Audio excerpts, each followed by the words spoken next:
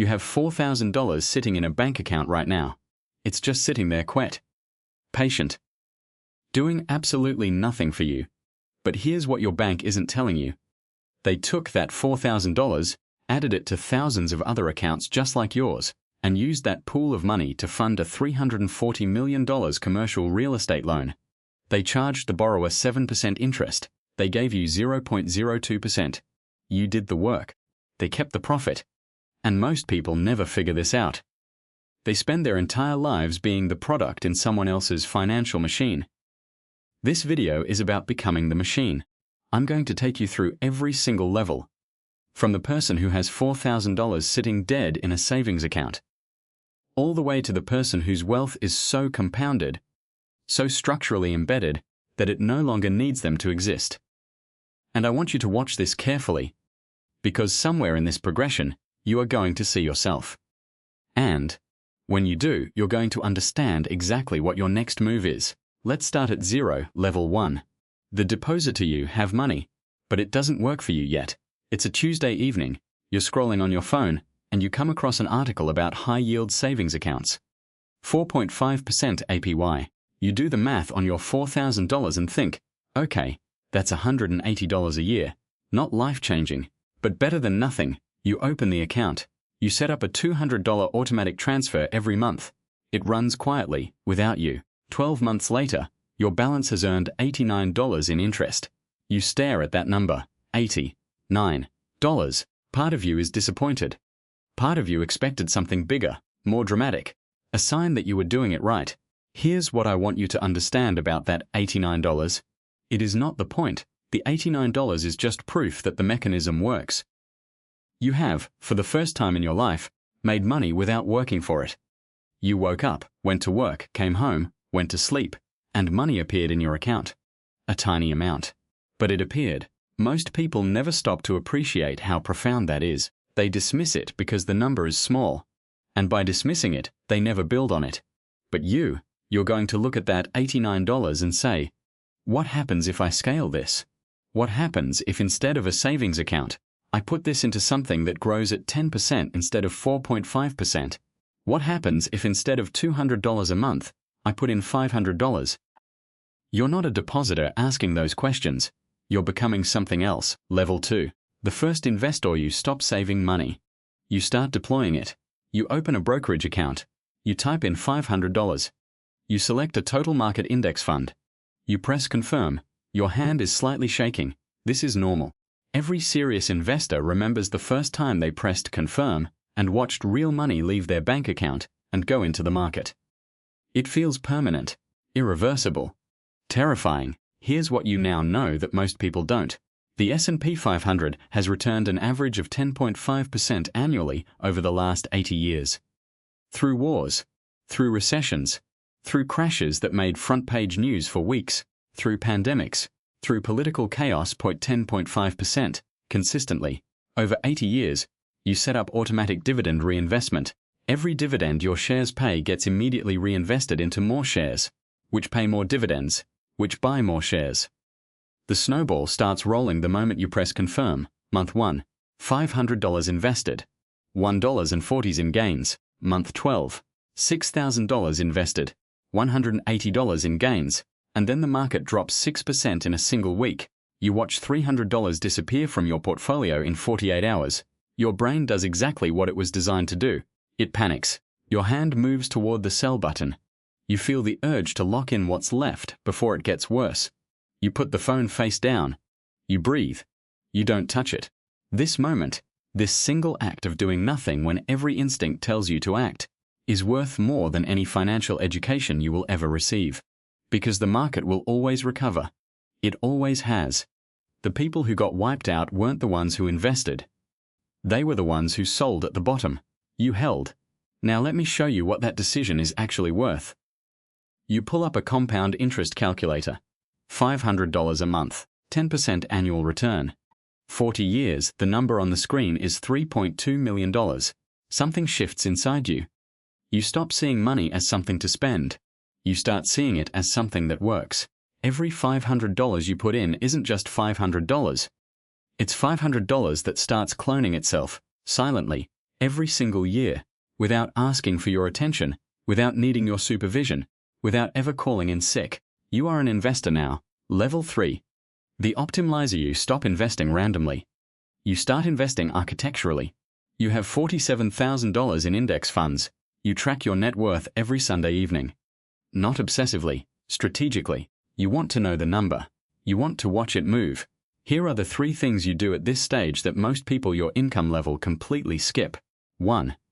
You max out your Roth IRA $7.00 a year. And every single dollar of growth is tax-free. Forever. When you pull that money out at retirement, the government doesn't touch a cent of it. On a $7,000 annual contribution over 30 years at 10% return, that tax-free status alone is worth over $400,000 in what you keep versus what you would have owed. 2. You capture your full employer 401k match.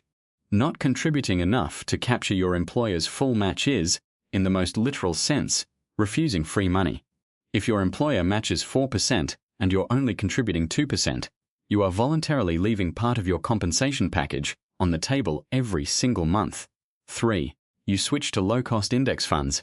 You read a study that stops you cold. A 1% expense ratio on a $500,000 portfolio over 30 years costs you $360,000 in lost growth. Not in fees directly. In the compounded growth of the money that went to fees instead of staying invested, you switch to a fund with a 0.03% expense ratio. You never look back. Your allocation settles. 80% equities, 15% bonds, 5% international. You rebalance quarterly. No emotion, no market timing.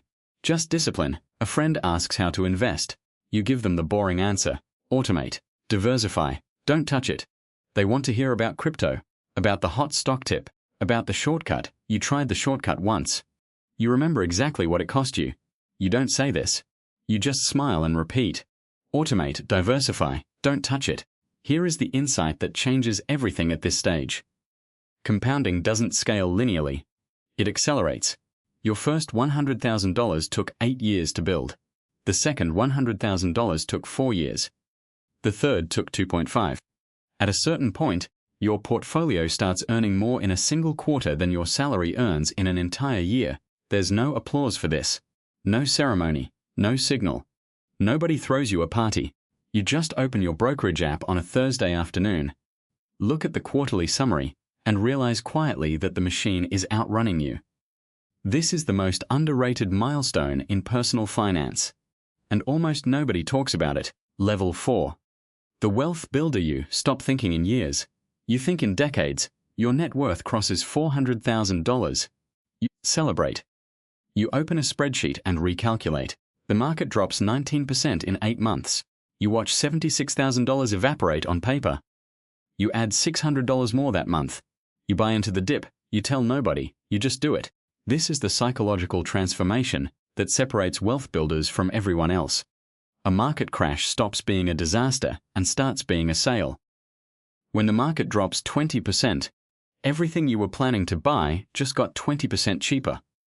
The people selling in panic are literally handing you their future wealth because they don't have the emergency fund, the time horizon, or the emotional discipline to hold. Build the emergency fund first. 12 months of expenses. Non-negotiable.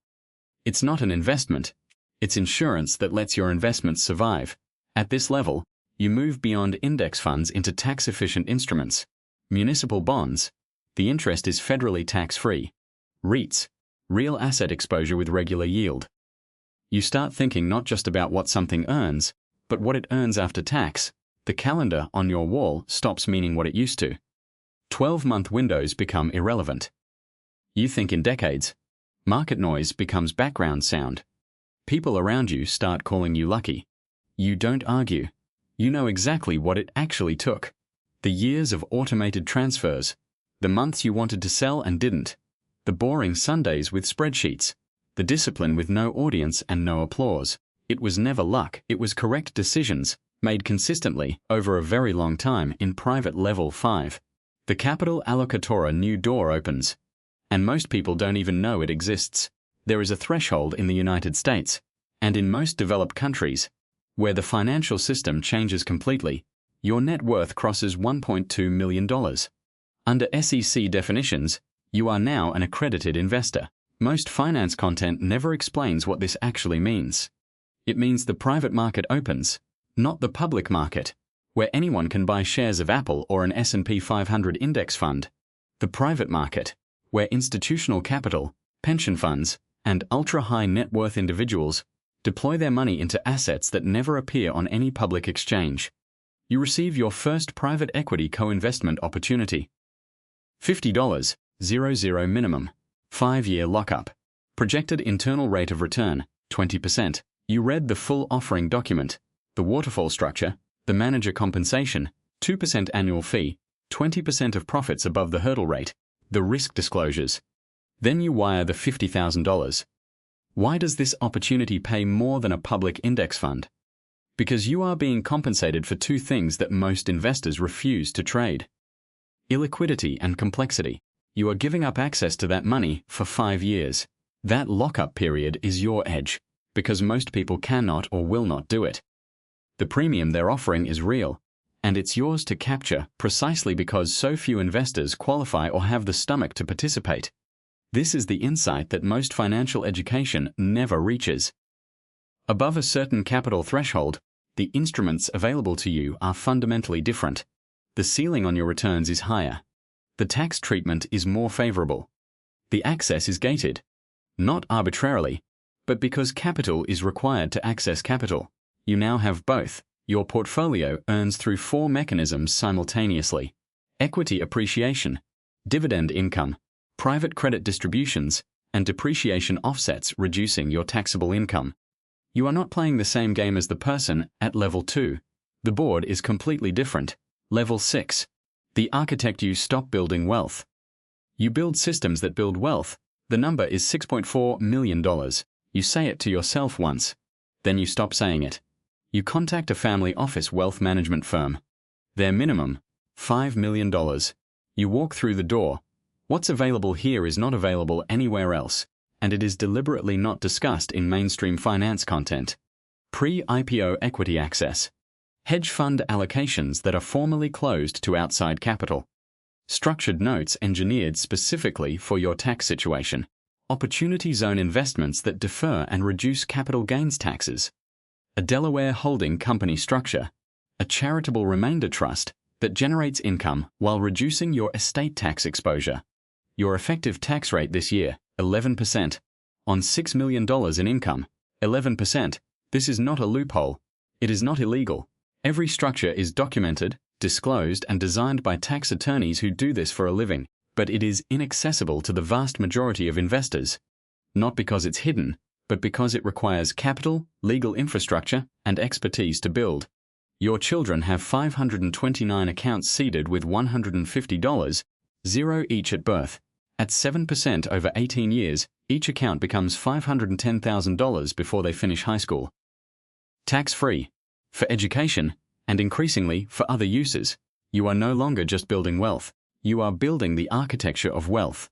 The systems that generate it, protect it, pass it forward, and grow it independently of your continued involvement. This is the transition that almost nobody talks about in personal finance, from accumulation to architecture. From building the machine to becoming the machine, level 7. The institution at this scale, compounding is no longer personal. It is structural. Your family office manages $40 million in assets. You sit on 2 private company boards.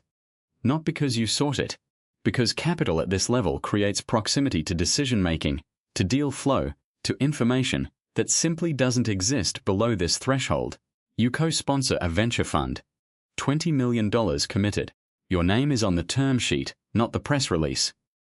You prefer it that way. When the market drops 30%, you don't panic. You have 12 months of liquidity sitting in instruments that don't correlate with the public markets. You have time. You have insulation. You treat the crash as a buying event. People without your buffers sell at the bottom. Their loss moves through the system. Some of it reaches you. In the form of assets bought at a discount, in private deals made available, precisely because others need liquidity you don't. The system is not broken. This is what it was designed to do. You know this now. You've known it for a while. Level 8. The legacy machine no longer needs you. It never really did. You are no longer an individual. You are a trust structure, a holding company, a foundation, a partnership. The foundation holds $200 million in assets. It earns 7% annually. It distributes 5%. It retains 2%. That 2% re-enters principal and compounds. The foundation does not spend down. It grows forever. The name on the building is not your name. It is the name on the trust. You prefer it that way now. Your great-grandchildren will be accredited investors at birth. The compounding began before they existed. They will sit on boards because the family name carries institutional weight that accrued over decades of silent, disciplined, invisible accumulation. Compound interest, at sufficient scale and time, stops being a personal finance concept. It becomes structural power. It converts capital into legacy, into institutions, into influence, into the kind of access and freedom that cannot be purchased directly, only accumulated slowly, over time, in private. Closing. The full circle back to the beginning. Somewhere right now, a 23-year-old is opening a brokerage account for the first time. She has $4,000 sitting in a savings account that's been earning nothing for 2 years. She sets up a $200 automatic monthly transfer. She feels smart. She thinks this is about financial security, about retiring comfortably, about not being stressed about money. She doesn't know that the $200 is not the point. The mechanism is the point. The $200 is just the key that turns the ignition. What she's actually starting is a machine.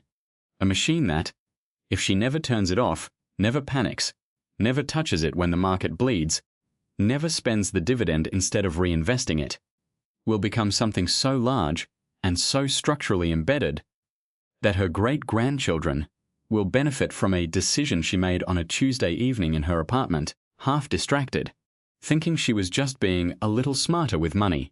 That's what compound interest is, not a math formula, not a retirement planning strategy, a mechanism of time. And time, unlike money, unlike effort, unlike talent, is the one resource that works for everyone equally. The only question is whether you turn the machine on. And when you do, whether you're brave enough to leave it running.